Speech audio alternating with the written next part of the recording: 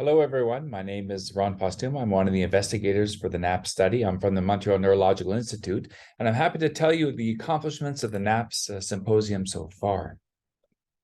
So the goals of the NAPS group was really to gather a large group of RBD participants together, to get a large group of you together, and to create more academically a team to work on REM-sleep behavior disorder. And once that is gathered, the main goals are to study the early stages of synucleinopathy, so that's Parkinson's, dementia with Lewy bodies, multiple system atrophy. And then we're specifically looking at how often do we see these neurodegenerative signs, how often can we see the changes over time and to what degree, and do the changes that we see predict outcome ultimately. Using that information together, we want to plan and then eventually run neuroprotective or prevention trials against these conditions. So the first goal was to gather participants, and that's been done very, very well. So as part of the NAPS-1, the first iteration of this project, we gathered 361 people, and they've all had a very thorough baseline examination. And we're now rolling those patients over into the second phase, which we're calling NAPS-2. We also created the NAPS registry, which is everyone here on this call. And we had actually over 800 people expressing interest and registering, I think more than we anticipated that we would get. And I will say there are some plans afoot to try and do some more with you in terms of testing, et cetera. And maybe we'll talk about that a little bit later.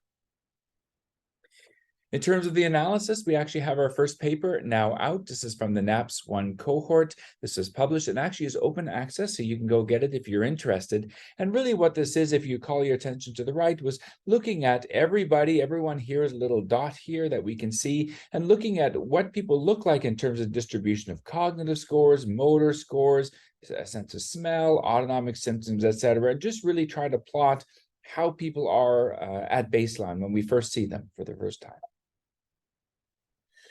Just to give you some of the highlights, we had 296 men in this paper, 66 women. The average age was 65, and symptom duration was about 14 years, a bit longer than what we often get. And when we see people, even at baseline, we're seeing in terms of movement, we're seeing subtle problems in about half, about 48%, and an abnormal exam, not Parkinson's, but an abnormal exam in about 20%.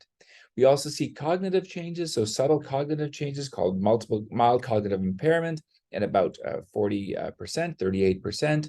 Smell loss is a little bit more common in most, 57%. That's actually even lower than some other groups find it. And then this other group of things called autonomic symptoms, so symptoms of problems with the bowel, constipation, bladder, blood pressure, etc. We're seeing that at about half of people are testing abnormal on these symptom scales, and about a quarter are dropping their blood pressure substantially when they stand up. But if a surprise finding is that the women and the men really look identical on all of these scales, we would think that something should be different, but it really is something that we see across the sexes and to some degree associated with age. That's what we published so far, but we have a lot of other projects in late stages, in other words, either being written or revised. So a closer look at the blood pressure drops, that's going to come out soon. We have some new scales that have been tested. The first one is a symptom severity scale to assess how bad your RBD symptoms are. This is now being revised in a journal. There's an overall rating scale for early prodromal disease that's being tested. There's a paper coming out looking at those with PTSD, post-traumatic stress disorder, and head trauma, whether they're a bit of a separate group. And we've just gotten some recent findings on alternate rare causes that we're just starting to analyze now. That's NAPS-1, and we've actually started NAPS-2 quite successfully as well. Just as a reminder, NAPS-2 is much bigger. We're looking at scans, dopamine scans, MRI changes, in-depth look at sleep and EEG changes, a collection of fluids, including cerebral spinal fluid, a whole lot of other things. And also importantly, we're following the changes over time, and we've seen many patients multiple times. The longest follow-ups now that we're getting is about 4 years, and we're starting to already see some people develop neurodegenerative diseases and some people changing in their motor or cognitive or autonomic measures over time.